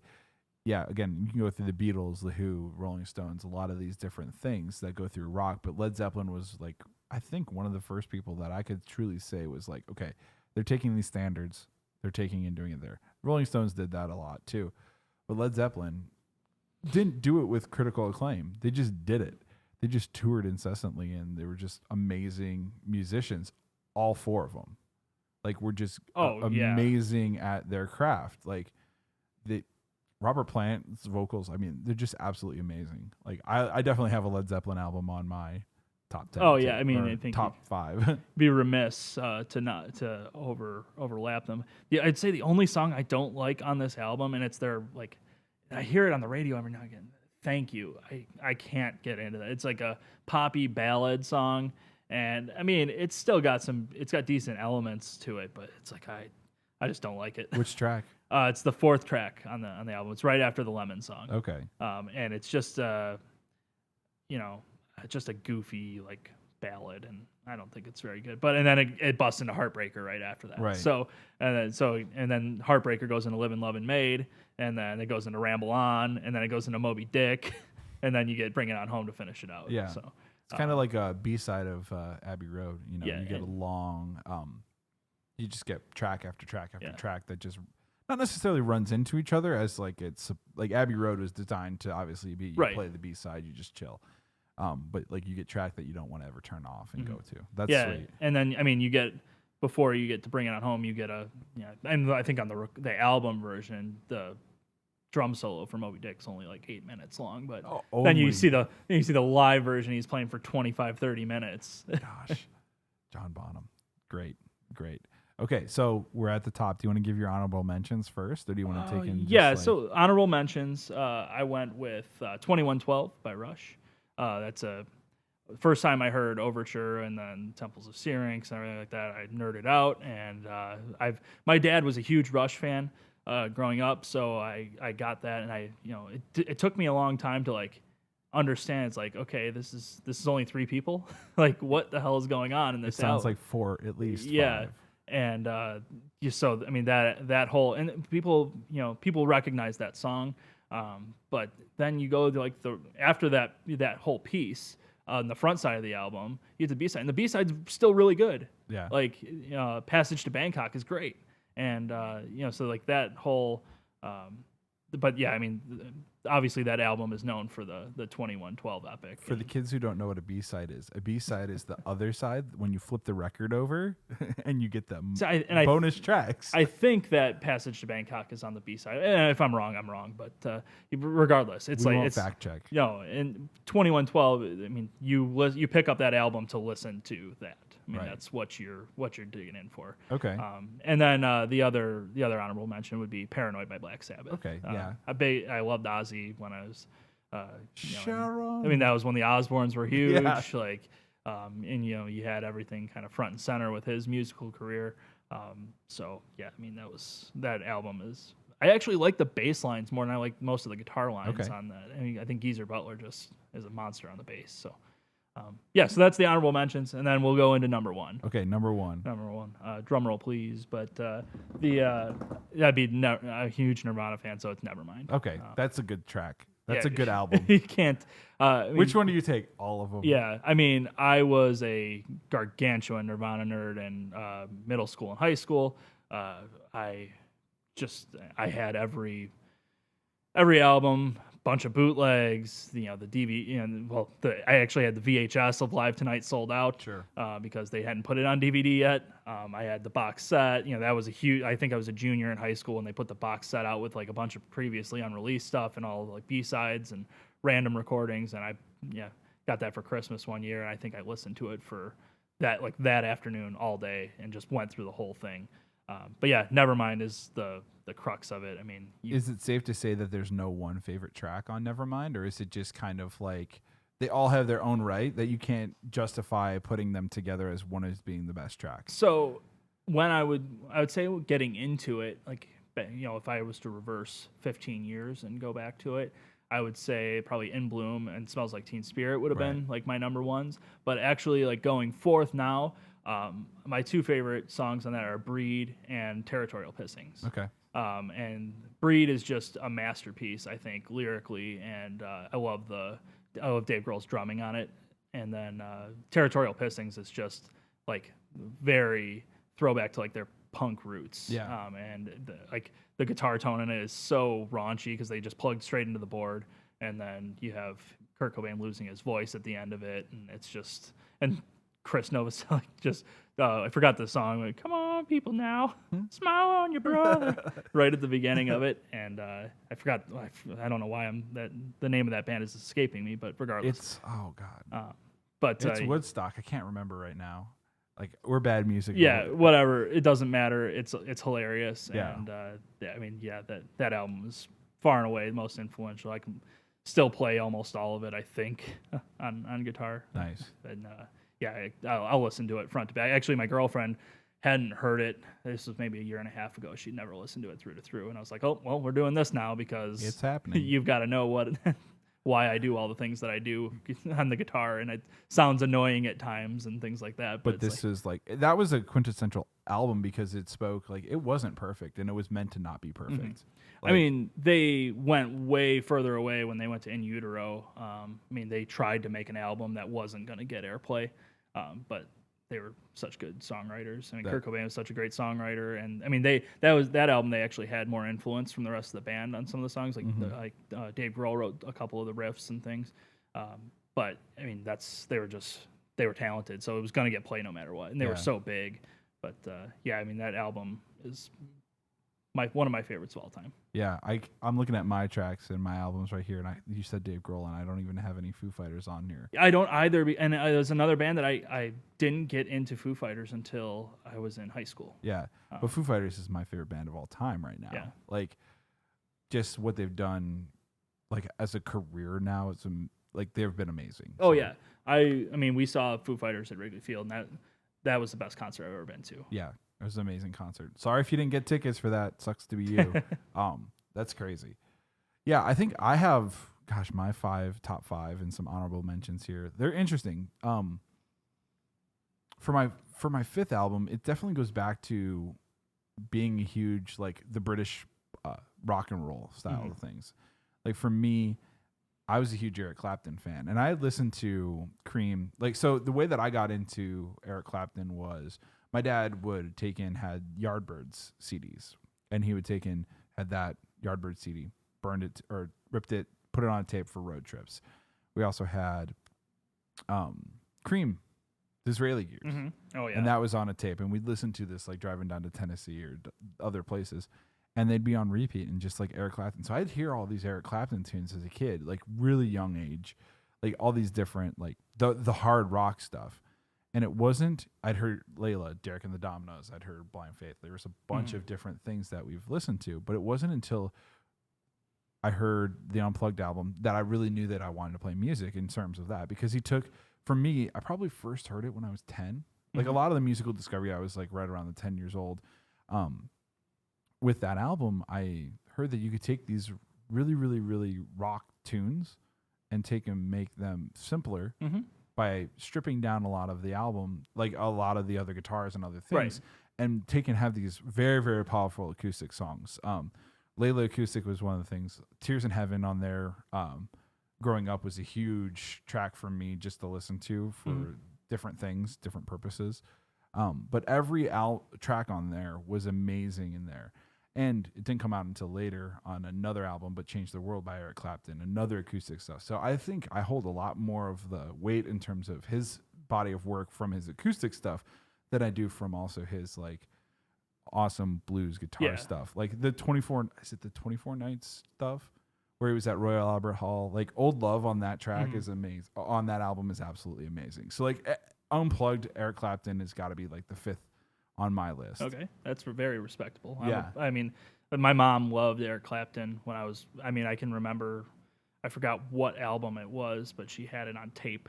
And I mean, it was on the boom box on fairly regular rotation. So yeah, that's a very respectable choice. Yeah, I think in the Farrar household, we went through multiple tapes and multiple CDs. Yeah. Like, because they either got given away to people or we listened to them and give them away, or me and my brother would steal it from my dad, so we'd get it a couple of times. But that was a huge album for me. Number 4 on my list, I'm going to take and pull one of yours. I did take a greatest hits, but it's also another one it's because of the band and the artist. It was Tom Petty's greatest hits album. Oh yeah. Tom Petty and the Heartbreakers. Like that, starting with American Girl and ending up with like, Mary Jane's Last Dance was the first time that was on there. Like I got into Tom Petty again on the whole road trip stuff because my dad would just put these tapes on and we'd listen to him for hours. Oh, it's amazing. Like Tom Petty's great road trip music. It's great road trip music, and it's great just music in general now that I'm like not road tripping. Yeah. Like I recently, this was maybe 6 months ago, I had to go down to Southern California, I had to go pick up beer from a brewery and a bunch of other stuff. So I went down on Friday night, and then on Saturday I was driving back up, and I had all day because Jackie, my girlfriend, was out of town, and I was like, all right, well, I'm just gonna cruise and listen to some tunes, and like I'm gonna head up the 1 and drive all through Big Sur and stuff. And I just was like, what music do I want? And it's like it was beautiful outside. I was like, all right, it's Tom Petty. And I played probably 40 different Tom Petty tracks, like the whole drive up. It was awesome. Yeah. I mean, it is like if you're trying to play guitar, listen to that album, buy that album, get it. It'll take and show you how to take and write songs that will live the test of time. But it's like they run into each other perfectly. No track sounds the same, and they're all to borrow something from the hip hop genre. They're all bangers. But for me, it wasn't. It was like, yeah, I could listen to it, and it's like you're taken to that like road trip vibe. But for me, it was Mike Campbell's solo on Refugee. Like that was what took me. And it's like, wow, I need to take and learn how to play this guitar better. Like Refugee. And then I went and found Damn the Torpedoes on vinyl, like many years later, but then I sought out Damn the Torpedoes and all this. And it's like, oh my God, this guy is awesome. His band is even better than he is. And I need to see these guys live. I need to be Tom Petty. I need to embrace it. And like, I'm so stoked that I finally got tickets to go see him this year, which is going to be amazing. But yeah, that album was huge for me. And one of the first songs that I always play when I'm just warming up every day is Mary J's Last Dance. Like just the A, G, D. Yep. A very sparse, like that album they stripped everything down so well. And like, I mean, that chord progression plus the harmonica is just fantastic. It's a great track. I mean, that was a new track for that album. It was great. Like, yeah, it was huge fan, Tom. Love your stuff. Keep doing it. Okay, so number 3 on my list, it goes back to our Chicago roots here.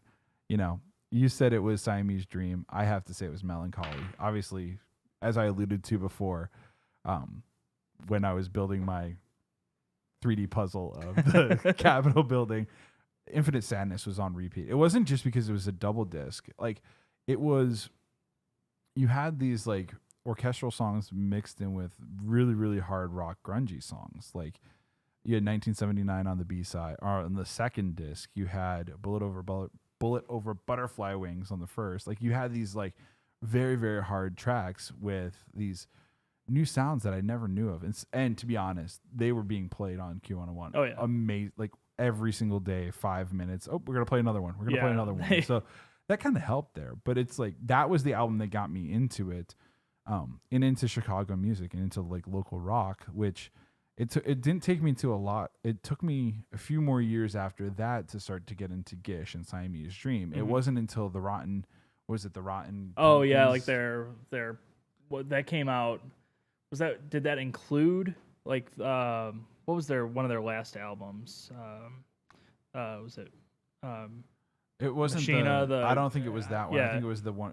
It was like Pisces. Okay, would have been I think the one that was on there before. I could be wrong though. Yeah. But it was like that was the greatest hits and had Landslide. I was huge. I listened to again road trip music, Fleetwood Mac, all the time. So I was like, Landslide. Let's listen to this whole thing. Oh, let's go back and listen to it. And then you realize that the singles they put out were amazing, but it's also the tracks that didn't get released as singles that are amazing. Mayonnaise. Oh, that's one of my favorite songs. Is a great song. Like, so yeah. Huge Smashing Pumpkins fan, but like Melancholy was what got me into the band. I had never listened to him prior to that, and it was like, okay, this is what it is. Number 2 on my list, it happens to be number 4 by the greatest band, well, one of the greatest bands of Led Zeppelin. Like, I have to say Led Zeppelin 4 is by far one of my favorites because it's not like, okay, you're gonna take this, it's got Black Dog, it's got rock and roll, it's got this. It's not those. It's the final track of the whole thing. Oh yeah. It's When the Levee Breaks. It's when I first heard that, I was like, damn, I need to be a drummer. Oh, that's like the heavy like hip hop beat that like has been used for decades in rap and hip hop music. Like that slow intro and just I mean that's a raunchy blues, like just perfect song. Yeah, I mean we were talking about Wayne's World and stuff, and it's like they make the joke of no stairway to heaven. It's like it's not that for me. That's Led Zeppelin 4 is John Bonham just going fucking apeshit, pardon the language, just going crazy on those drums, and watching the documentaries like after the fact. They were in this big mansion, this huge house, and they were in the foyer, and it was just this huge shaft. Yeah. And you just get that echo, and you get that reverb from the ambiance of the room. That was just amazing. That right there was the one album. Like I got that when I was probably. Again, stole my dad's records like most people do. I hadn't gotten a guitar yet. I was probably 9 years old listening to this, and it was like, okay, Stairway to Heaven. Everybody hears Stairway to Heaven. Everybody hears Stairway to Heaven. And then he's like, I was like, Dad, this is a good song. He's like, yeah, but try to get down to the last parts of it. I'm like, why? He's like, just trust me. Just get down to the last tracks. Like, if you can make it. And like when we're younger, when we're trying to discover, unless you're really motivated to listen, it's hard to take and listen to tracks like a full album. Right, that's not the hits because you're Right. you hear the radio play and like that's what you want to listen to. Yeah, but I first got down there. I'm like, Dad, I got down there. He's like, what'd you think? I'm like, best thing I've heard ever. I'm like, you gonna buy me drums? He's like, no. No. I'm like, darn it. Can I play the trumpet? No. I always fancy myself like a drummer. I'm not a drummer. The problem is the hands and the feet thing. Like I like to play. Yeah, I can coordinate one, but it's very difficult for me to coordinate. It's very difficult to play. Yeah, and so I was in 4th or 5th grade, and they were just starting a band in our elementary school. And it was like, hey, open tryouts, find out what you're good at. Right. And I was like, well, shit, I want to play drums. Like, and the guy was like, all right, play this rhythm. Like, I'd never picked up drumsticks or anything like that. I was 10, not less. I was 9 going on 10 probably. Right. And like, he's like, oh no, you can't play drums. I was like, all right, like why? And he's like, no, you just can't.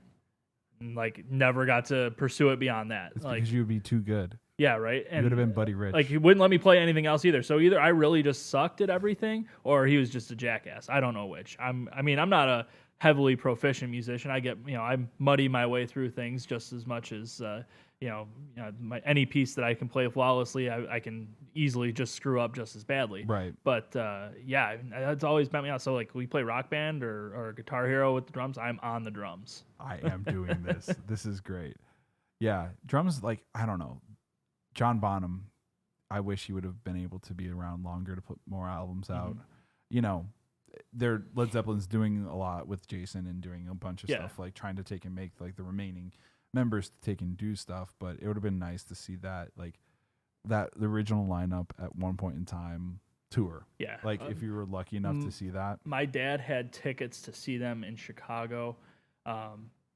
It was the tour, so it was literally Bonham died and they canceled the tour, and that was it. I mean, it's like I'm glad that they didn't continue necessarily like without Bonham because I mean it was such a big part of their sound. But I mean he's the heart, the heart and soul of that. So I mean you can't be like, oh no, that's wrong to Led Zeppelin 4. I mean it's probably one of the best albums ever made. Yeah, and so it's like I mean it was just a matter of. I think like the difference between like me getting into Led Zeppelin through Led Zeppelin 2, I probably just caught more songs off Led Zeppelin 2 earlier, and then a whole lot of love like the intro to that, just like that hooked me instantly that album. Yeah, for me I got like I think it was the BBC sessions that they had done. Like there was the white cover, like hand drawn photos of them on there. Like, that's what got me in there, and I was like, okay, I hear a lot of these different things, and then it was. I liked Stairway, so I went into 4. My dad's like, get down to the bottom, you get down, and then you're gonna find out that this is why this is the greatest band, like one of the greatest bands of all time. And so that's just how I got into it too. And because like honestly, like my favorite Led Zeppelin song is not on 1, 2, 3, 4. It's Over the Hills and Far Away is my favorite Zeppelin song. One of the best. My favorite song in the world. One of the best songs to play. One of my favorite songs too. And then 10 Years Gone. Like that's not even until like what is that, Physical Graffiti? I love Ulysses Last Stand. Yeah. So like, and to think about that, that's 5-6 albums deep at least. Like the band is amazing. So yeah, I think we're up to my honorable mentions and honorable mention. Yeah, honorable mentions. I'll go this way first. I'll do like again the British invasion stuff, not the Beatles, not everything else, but there's a huge British influence into what I listened to, and it was 94, I believe. Again, Sony BMG Music Club or whatever it was. I had no idea. I heard it on the radio, Q101, but I didn't know much of like all the tracks. I didn't know the references on the album art like until I was much older, and I'm like realized I probably shouldn't be taking this album to school because of like the cocaine photo on the back and all that. But one of the biggest albums is Oasis. What's the Story, Morning Glory? Like that obviously was one of their biggest albums of, but Wonderwall happened to be like, I love Britpop. I love it. I think it was great. Yeah, I mean, it hit the sweet spot too, like right in that age. Like, I didn't get into Oasis as much as I am now. I liked them back growing up in that time period where they got big. Right. But it wasn't like, I mean, right now, I mean, you could throw on Oasis and I'll just be fit to be tied. But yeah, I mean, that's a wonderful album. Yeah, for me it was like I got hooked in with Wonderwall. It's just a great song. I think the lyrics were amazing. Just of the whole album. I probably listened to Wonderwall in the first 5 years that I had that album, like 98% of the time, and then the other was Champagne Supernova. Oh, I love Champagne Supernova. Yeah, it wasn't until it wasn't until much later, maybe high school, that I started to get into more of the other stuff. And I think She's Electric's on that album. And then Don't Look Back in Anger. Like, just the number of chords, the progression there, and how smooth that song is. And then nowadays, I just listen to it almost weekly. And it's fascinating too. Like, I think to appreciate it further, it's like you find out, like, you listened to it back then and it was influential, and then you find out like literally how much they hated each other. How much like the brothers hated each other. How much? I mean, the drug issues and part. I mean, you have heckling each other when one walked off the stage, and like, I mean, just absolute insanity that they had, and like to produce like some absolutely beautiful music. And for me, it wasn't just like when I got into it in like the 90s. Yeah, it was just like, oh, this is a cool guitar song. But now as I'm rediscovering some of these albums right now, it's not that it's a new guitar sound. It's the way that the production is working. If you listen to the tracks, it's so unique.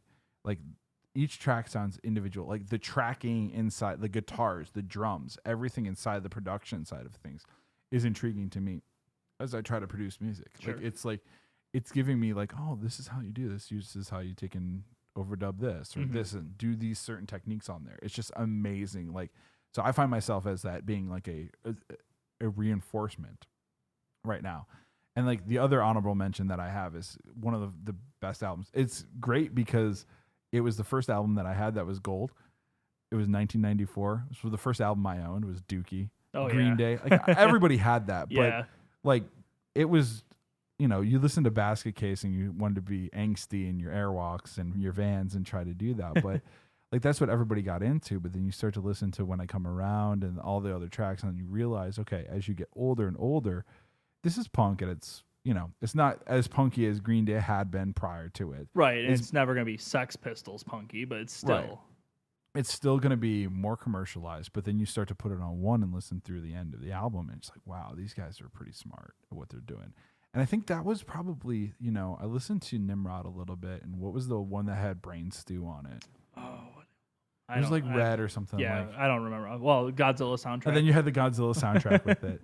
But it's like right after those things, it's like everybody bought American Idiot and listened to it, but that was like, for me, the best work that Green Day did was prior to that. Yeah, I agree with that. In that 3-album Dookie to Nimrod phase. I appreciate that they like they definitely expanded musically with American Idiot, and some of their subsequent albums. I think they've shown better chops as far as like songwriting and musicianship. But yeah, I mean, their songs were better back forward. But again, like I say, I'm not going to knock them for going in slightly different directions or trying to. They brought another guitar in for American Idiot. I think they've continued to incorporate another guitarist in most of their albums going forward. Yeah, have a great. I mean, they're expanding what they want to do creatively, and you can't knock them. But No, like not at from a straight like influence standpoint, that was like, whoa.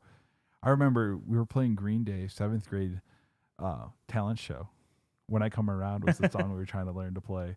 I think it was that and then 311, but I digress. Oh God, 311. Oh yeah. Amber? Down. Oh, okay. Yeah. Amber's a good one. I think that was a little later. Yeah, it probably was. Yeah. But like, okay, now we're at the top one for me. And it's God, it has to be, you'd say it's pretty cliche, but I've always been a grunge guy. I got to see these guys for the first time this past year at Wrigley Field, and they played a set. Their show, they played 2 nights. And each night, I think they started at 7:30, and they got kicked off when the lights got turned on. It's like 11 o'clock, 11:15, and it was Pearl Jam. And the album was obviously 10. Like, Even Flow and Alive. Oh, yeah. Like, come on. Alive is one of my favorite guitar solos of all time. Yeah. I mean, and I love, like, they've done brilliant work throughout their careers, but that album is there's no disputing how good that album is. First one on the Pearl Jam banner. Like they've done, like I listened to a lot of the Pearl Jam stuff when they were releasing those, like when they were releasing their bootlegs, when they would have those like cardboard copy boxes that you'd buy at Best Buy for like, I remember listening to the Gorge shows. Okay. When they would play, and like Yellow Ledbetter would be on there, and they play Hoodoo covers, they play everything. But then you take and go back to just that studio album of 10, and that's the one that changed for me. When I was living out in the West Coast, I actually went to where 10 was recorded. Okay. I had been working with the company that I had access to. One of the people who was in the fellow Grammy Association went to that studio and just saw that room, that main Studio A where this was recorded. I'm like, wow, this was right here. It was like tucked in the back of like this like strip mall area, like trees everywhere. Sure. I'm like, this album like this is like the epicenter of like my musical thing. Because 10, you could argue that, you know, Nirvana and Pearl Jam had their differences, but Soundgarden, Pearl Jam, Temple of the Dog, everything came from that nexus, that album. Around there. I mean, Temple of the Dog and Soundgarden were doing their own things, but then I think that explained how that scene exploded nationally. Oh yeah, I mean there were so many parallels between some of the bands, and like, you know, you could take a band that, I mean, Nirvana was certainly more punk influenced than, you know, say Pearl Jam, but there were still elements of both bands where you could see them crossing over very easily. Absolutely. Yeah, I mean, that rounds out my list. I mean, I think if I look back on these, like, what do we have? Each of us had 7, top 5 plus some honorable mentions. Yeah. I don't think that anything, like, just knowing you, like, that anything strikes me as, like, oh, this is weird or anything out of the ordinary. Like, if I saw Ace of Base on there, I'd kind of question that, but I'd secretly be saying, yes, he put it on there too. And the thing of, like, this is influential as far as what brought me into playing. Like, it's certainly not my top 5 of what I would consider like my Mount Rushmore, so to speak, of albums. It would, you know, that would change, but I mean, because there's a lot of stuff that on this list, it's all stuff that was existent when, you know, bands that were either active at that time or getting popular at that time. Right. Whereas like now, like obviously, you know, years later, there's bands that I listen to far more. And appreciate more than some of this stuff. Not all of it. I mean, most of it's. I mean, I'm not gonna knock any of what's on my influential list, but it's like there's stuff that I'm certainly listening to more often. And that's the beautiful thing about music is like you evolve and your tastes change, and you still can go back and find the reasons that you loved whatever album or song it was that brought you into that, you know, scene or that type of music. But yeah, your tastes change, and it's cool to chart that course over time and by experience and things that happen in your life as you get older. It's definitely an awesome experience. That's cool. Last question I have. We're going to do this in the lightning round here. Okay. Who do you want to see besides Neil Young? Besides Neil Young, that you haven't seen. That I have, yeah, that's a bigger challenge that I haven't seen. Let's see, coming up this year, I would like to go down, and this is a little bit kind of lame sauce in it, but that big desert show that they're gonna do out in California. They're gonna have. I think they already did one, but I think they're scheduling up another one. But it's got like the Who and the Rolling Stones and a couple others. I've seen the Rolling Stones, but I want to see the Who. And I mean, I know that they're kind of a fraction of where they were obviously at their peak, but it's like that's one of those bands you just check off the list and say you did it. Absolutely. Yeah, for me, it's I'm obviously going to see Red Hot Chili Peppers for the first time this year in Chicago. I'm going to also see Tom Petty for the first time here. So those are pretty much on the list of things to do. Bands that I still really, really want to see that haven't, which might be tough, would be AC/DC. Oh, yeah. That's going to be a tough one. But with the health issues and stuff like that. But that's definitely on the list for me. Yeah, that's I bought Back in Black before my 8th grade trip to Washington, D.C. Okay. I heard Back in Black on the radio. my mind was blown, and I had to go to Target that day to buy a new backpack because it was between 8th grade and freshman year of high school. I needed a new backpack, so my mom was taking me out shopping, and it was on sale for $10. So I took graduation money from 8th grade and bought that album. Oh yeah, that's awesome. Well, Steve, I want to thank you so much for being on the episode. And as a token of my appreciation, what I like to do is I like to give my guests on this episode a little like keepsake or a memento for being on the Opinionated Stance podcast. So hold on one second. Let me grab this. Absolutely. It's a fine production here. I'll let you describe to everybody else what you're here. Well, this here is a wonderful, looks like a previewed copy from Blockbuster Video of the fine feature film starring Sandra Bullock, Thomas Hayden Church, and Bradley Cooper, all about Steve, which was also from the producer of Miss Congeniality. Some film aficionados may know. It's a comedy that clings. That's the tagline. Good work on them marketing. It's an amazing thing, and if you open it up, you might see it's an autographed copy, not by any of the actors. It's an autographed copy by me. Even better. So. Thank you so much for being on here. Thank you for having me. It's been a blast. Can't wait to do this again. Thank you for being on the show. Please follow us on Facebook, internet, webs, whatever. I'll put the links somewhere above or below or somewhere on the website. So thank you again. Talk to you later.